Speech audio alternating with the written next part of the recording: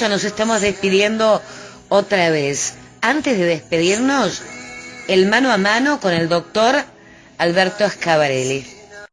Buenas tardes. Sí, buenas tardes, ¿cómo están todos? Como siempre, una gran alegría.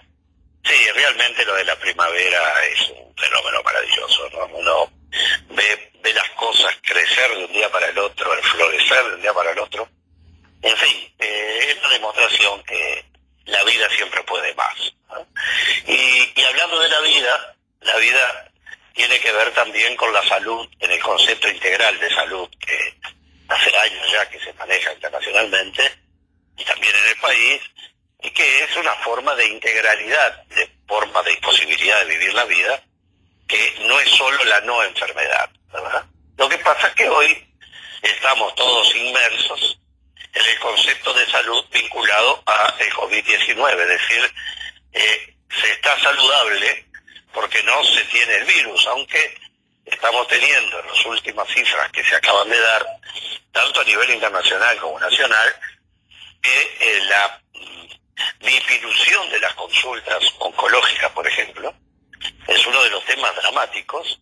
Hay países que superan el 38% de disminución comparados con el año anterior, lo que significa que algunos procesos de detección temprana de otras enfermedades se está viendo entorpecido como consecuencia de la prioridad absoluta que está teniendo lo del COVID, ¿verdad?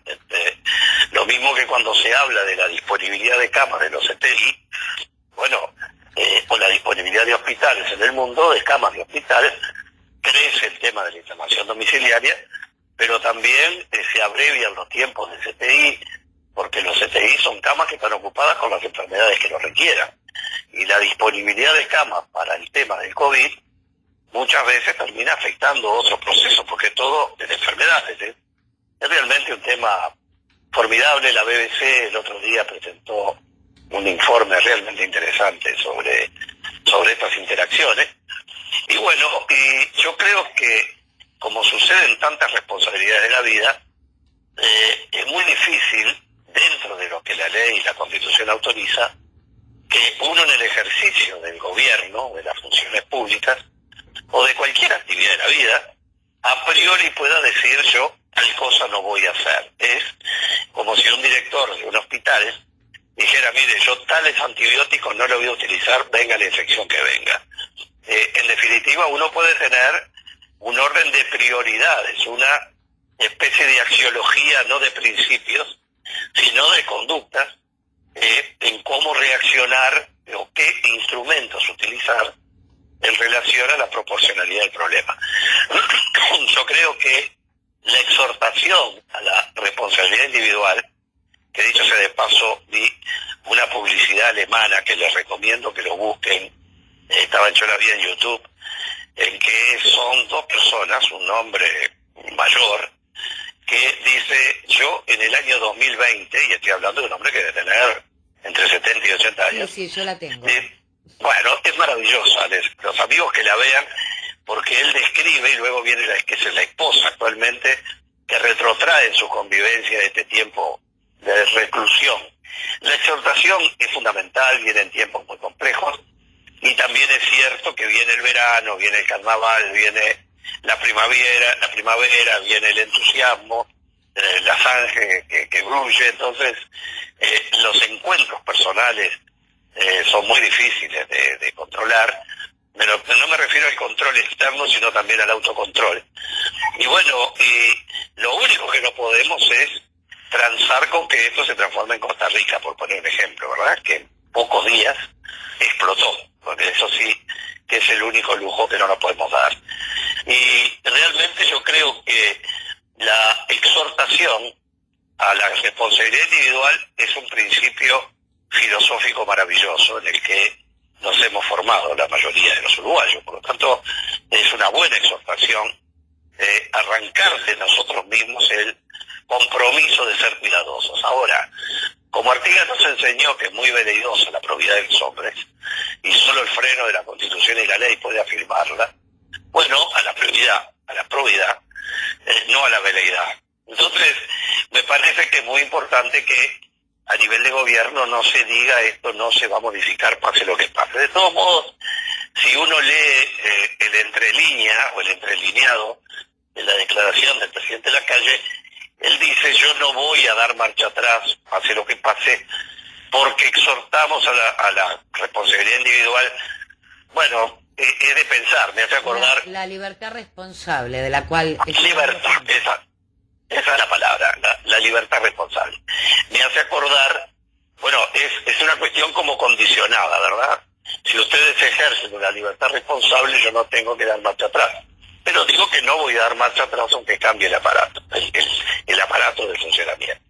Y bueno, y eso no lo puede decir nadie más allá de un discurso, porque la realidad en estos temas siempre es más fuerte, sobre todo cuando, ojalá que nunca pase, pero si uno mira alrededor, se da cuenta de lo que pasa cuando empiezan a pasar estas cosas, ¿verdad?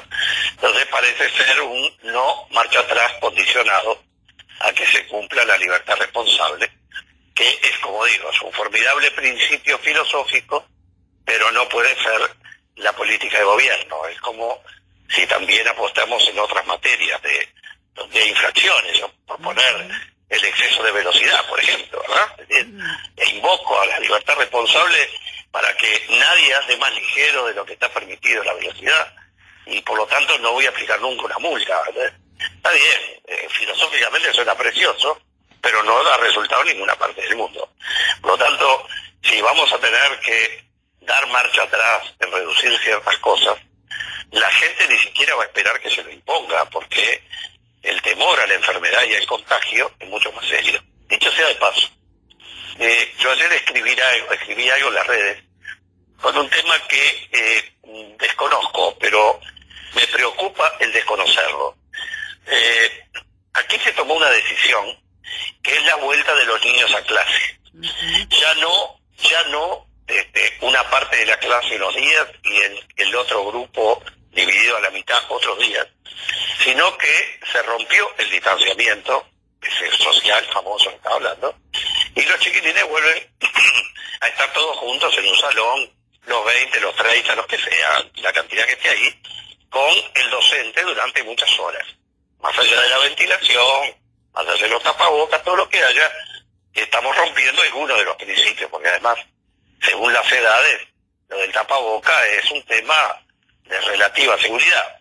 Es más, antes no se usaba, ahora aparentemente se le está exigiendo a los chiquilines de primaria. Ahora, aquí hay un tema que me parece muy importante, es que primero hay que salvar la reserva del enfermo, eso estamos de acuerdo. Ahora, lo que no puede haber reserva es sobre los focos.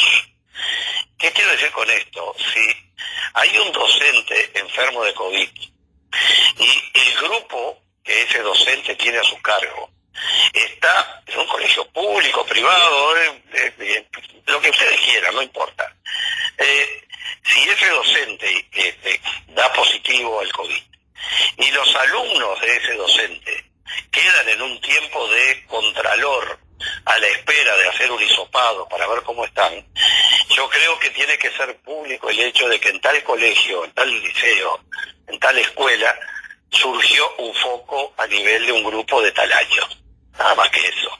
Ni se da nombre de nadie, pero el resto de la gente tiene que saber, porque todo esto se dirá o no se dirá que se está en un proceso de tener cuidado, y los demás seguirán conviviendo con esa gente que no siempre, esa gente va a estar diciendo, pasó esto porque la maestra de mi hijo, no sé qué, y estamos todos en cuarentena, pero sí en observación. Los chiquilines sí están en una cuarentena.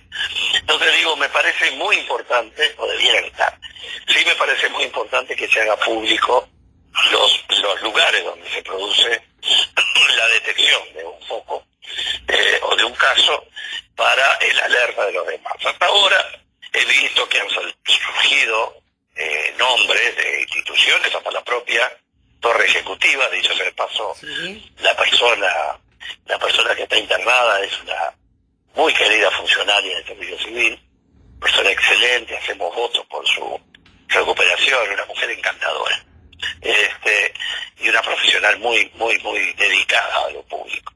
Pero bueno, hacemos votos para que esté muy bien pronto. Pero en fin, lo que voy es a que es muy importante que se diga por dónde están los focos, porque sirve de alerta para el resto de la gente, ¿no? Así que en definitiva me parece bien lo de la libertad responsable, estamos todos de acuerdo en eso.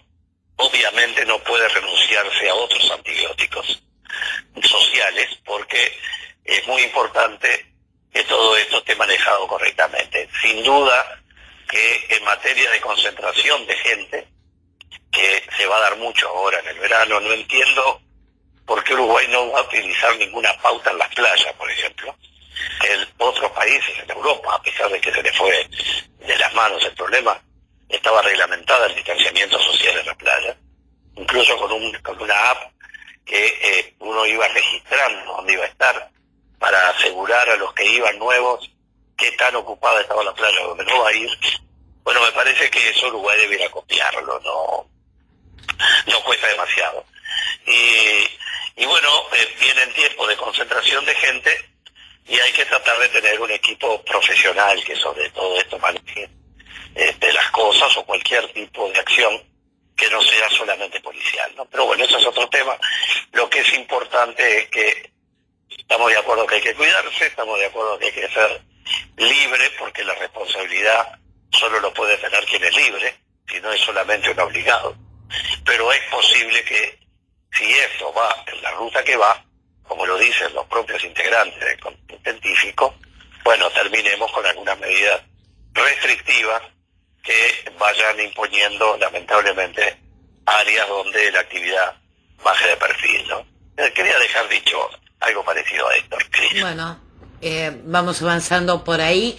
También me contabas en la previa que bueno, que habías estado hablando con amigos en los Estados Unidos y habían novedades en materia por lo menos de los organismos de salud. Ah, sí, ciertamente, y más que nada con un amigo de la Unión Europea que tiene un cargo muy alto, no sé, por Europa. Y tanto en un lado como en el otro, las primeras declaraciones de Biden están resultando un bálsamo para el mundo. Es decir, esperemos que todo eso se cumpla. Todavía no sabemos los de la mayoría del Senado, que como hemos dicho, en Estados Unidos es muy importante. La Cámara de Representantes tiene mayoría demócrata, pero quien tenga la mayoría, republicanos o Partido Demócrata, tenga la mayoría en el Senado, como ya dijimos en el programa anterior, tiene un peso muy fuerte. Pero lo que es muy importante, por ejemplo, es el tema de la Organización Mundial de la Salud. Si algo ha tenido un fuerte, no me gusta la palabra fracaso porque suena a atribuir responsabilidades, pero si algo no resultó como fue soñado, y que mucho tiempo funcionó, fue en este tiempo de pandemia la Organización Mundial de la Salud, que se vio con un brazo atado como el de Estados Unidos, que lo tenía atado a la espalda, que Trump no le permitía, por su discusión con China, y si China tiene el predominio o no tiene el predominio, cuando una pandemia, por definición, es un tema de organismos multilaterales de este tema. Una epidemia uno lo resuelve en casa. Una pandemia es un concierto internacional de naciones. Y es muy importante Naciones Unidas y dentro de ella la Organización Mundial de la Salud.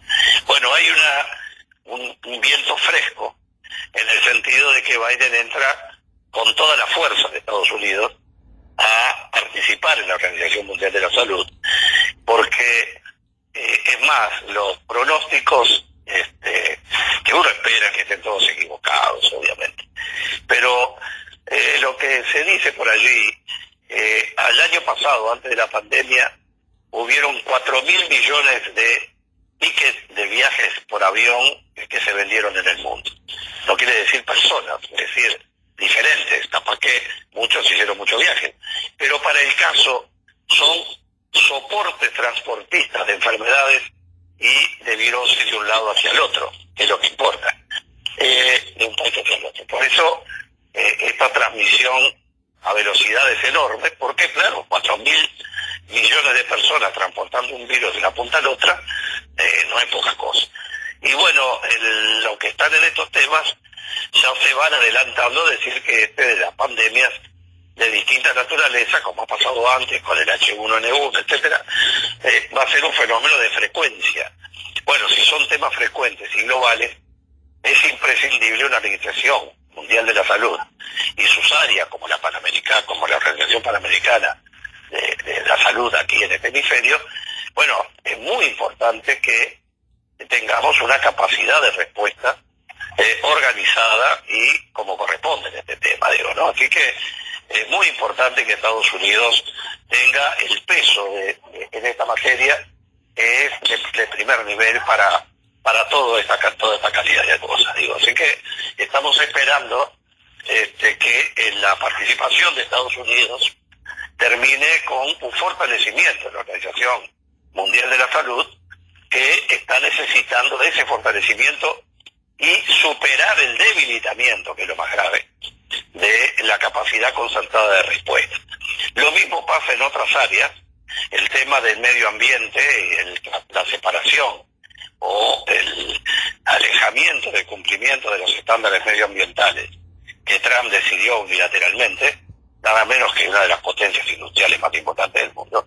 Bueno, es un paso gigantesco para el bien del medio ambiente que Estados Unidos se pliegue nuevamente a un tratado como el de París, con la importancia que tiene para la calidad de vida humana en este mundo, ¿no? En fin, me parece muy importante todo eso, y hay un cambio que esperemos que se concrete. Estados Unidos tiene procesos legislativos donde el presidente tiene un sistema de disposición de órdenes ejecutivas que tienen una enorme fuerza, y leía por ahí en esas cosas que uno va sumando que con Sanders, que terminó apoyando como justamente al presidente electo, habían hecho entre ellos un estudio que había más de 200 medidas adoptadas con ese tono ejecutivo por el presidente Trump, que podían ser revertidas por sí ante sí mismo por el futuro nuevo presidente de los Estados Unidos, que algunas de ellas tienen que ver con muchas cosas de la convivencia cotidiana. Vamos a entendernos, Trump tuvo 70 millones de votos, o sea que no estamos hablando de alguien que no tiene una llegada de su propia visión del mundo y de la vida compartida, y eso es un verdadero problema para Estados Unidos, como es un verdadero problema estos temas que hoy se llaman grieta, pero que en definitiva son campos minados entre medio de dos colectividades humanas, donde el diálogo queda superado por el temor y por la presunción de la mala fe del otro y del error del otro. Entonces hay verdaderas cruzadas de unos hacia otros tratando de imponer la verdad revelada, ¿no? Entonces es realmente muy delicado.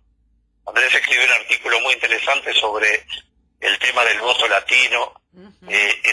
Esto me parece que tiene tanta razón, porque yo no lo había leído eso, no lo había escuchado. Esa presunción estadounidense, como existe en muchas partes del mundo, que los latinos somos uno solo, que todos pensamos igual. Como pensar que los negros piensan todos igual, o que los pelirrojos piensan todos iguales, sí. Exacto, es decir, ese encuadramiento en el voto latino estadounidense están los cubanos, que están allí siendo una fuerza de derecha poderosísima en la Florida, digo, ¿verdad? Y no es lo mismo que el latino que cruzó como pudo y se instaló en Texas o se instaló en otro lado. Digo, entonces, me parece, o en Nuevo México, me parece que el tema es el encasillamiento. Lo que sí es realmente formidable, es las franjas etarias que votaron a Biden. Digo, la gente menor de 35 años jóvenes. Arrasaron en número de votantes. Ha sido el presidente más votado en la historia de Estados Unidos, por lo que me dicen. Y la franja de edad de los 35 años hacia abajo es la que ha tenido el mayor impacto en la votación a favor de Biden, de acuerdo a las encuestas. Bueno, eso significa un pensamiento progresista, por llamarlo de algún modo, un pensamiento aperturista, con mayor sensibilidad social, donde se toma la convicción de que no es el mercado el que va a resolver los problemas de la gente, y por eso en la plataforma de Biden está claro la insistencia en los mecanismos de salud. A ver, yo solo quería contar una anécdota. Cuando en un organismo internacional yo justo tenía, ¿qué había pasado en esos días que le habían puesto una prótesis de cadera a una tía veterana mía que tenía más de 80 años, ¿no? Entonces, en esas cenas que se producen después de los eventos, o en el curso de la semana, yo comenté, pero esos comentarios que uno hace sociales, y me acuerdo que me preguntaron, ¿cómo es eso? Ah, pero salió una fortuna, me dijo uno, no, una mujer me lo dijo, una panameña. Y digo, no, en Uruguay eso es gratis, está comprendido en el sistema de salud, y se hacen prótesis de cadera, prótesis de rodillas, operaciones oculares, no importa la edad, pero me dice, ¿pero cómo? Esas operaciones, me dice, otros salen entre 40, 60, 80 mil dólares en el exterior, según la complejidad y la calidad de los productos que se utilicen. Digo, bueno, ¿qué le hacen a la durabilidad también, no? Según me explican. Entonces digo, no, en Uruguay no podían creerlo, que alguien de 80 años, que por saludable que esté, tiene una expectativa de vida X, se le haga la misma prótesis que en otro lado se le hace si tiene 40 o 50. Bueno, por 60. Entonces, lo que quiero decir es que es realmente rica la posibilidad de que haya una conciencia mayor de lo que es la protección social, y sobre todo también a nivel educativo, ¿no? Eso que acá me preocupa mucho, pero que ese tema esa harina de otro costal o para otro día. Pero en los efectos de la política de Biden es esto, y un hecho que no debe pasar desapercibido. Las Fuerzas Armadas norteamericanas, las más poderosas del mundo por lejos, normalmente son absolutamente silentes. Uno no escucha hablar un alto mando militar de temas estadounidenses. Escucha de pronto al comandante de la sexta flota, de la quinta flota, de la séptima flota, que hablan de los problemas que tienen en la región, que está en su área de jurisdicción militar. Pero normalmente uno no escucha los mandos máximos de los militares en Estados Unidos hablar de temas internos. Yo estuve unos pocos días en el staff de Monahan, cuando era senador por Nueva York, que fue el senador anterior a Hillary Clinton, que era el presidente de la Comisión del Senado de Estados Unidos, la Comisión de Defensa. Tenía más poder que varios presidentes juntos en el mundo. Y justamente los militares es un tema que da para un día contar, porque no hay nada claro allí, pero por qué es que la mentalidad militar en Estados Unidos en lo interno se mueve de otro modo. Pero lo que sí es claro, que la declaración de días pasados, no retuve el apellido, del jerarca máximo de las Fuerzas Armadas de Estados Unidos, dijera que ellos juraron defender la Constitución, y lo que dijo es impresionante. Dijo, no juramos defender ni a un país, ni a un presidente, bueno, dijo, ni a un dictador, juramos a defender la Constitución. Es decir, qué concepto diferente es poner hasta el país por fuera de la Constitución. Ellos están comprometidos por la Constitución de los Estados Unidos. Y salir a decir eso en el momento donde el presidente Trump estaba en la duda, o no sé si todavía la tiene, de si entregaba o no entregaba el poder, si era lícito o no lícito la elección, bueno, es un hecho que yo creo que es inédito en la historia de los Estados Unidos, y un mensaje que complejísimo, muy positivo por un lado, pero también al mismo tiempo suena una especie de advertencia en Fuerzas Armadas que siempre se han mantenido al margen. Pero en fin, quizás también la renuncia masiva, porque fue una renuncia importantísima en el Pentágono, de gente de primerísimo nivel, son todos mensajes claros para que Trump se diera cuenta de que una cosa es lo que cuando uno está en el poder tiene en sus entornos, y otra cosa es que crea que esa cordialidad de los entornos mientras están en el ejercicio de poder es porque están dispuestos a